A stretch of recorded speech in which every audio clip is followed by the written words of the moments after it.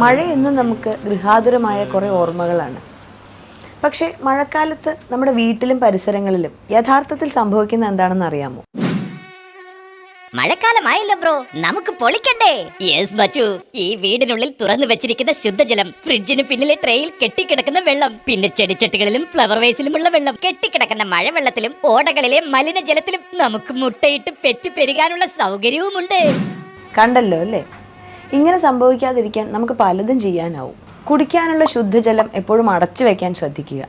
ഫ്രിഡ്ജിന് പുറകിലുള്ള ട്രേ, ചെടിച്ചട്ടികൾ ഇതൊക്കെ ഇടയ്ക്കിടയ്ക്ക് വൃത്തിയാക്കി സൂക്ഷിക്കുക. വീടിന് പരിസരത്ത് കിടക്കുന്ന ചിരട്ട, പ്ലാസ്റ്റിക് കുപ്പി ഇതിലൊക്കെ കെട്ടിക്കിടക്കുന്ന മഴവെള്ളം ഒഴിവാക്കണം. തിളപ്പിച്ചാറ്റിയ വെള്ളം മാത്രമേ കുടിക്കൂ എന്ന് നിർബന്ധമാക്കുക.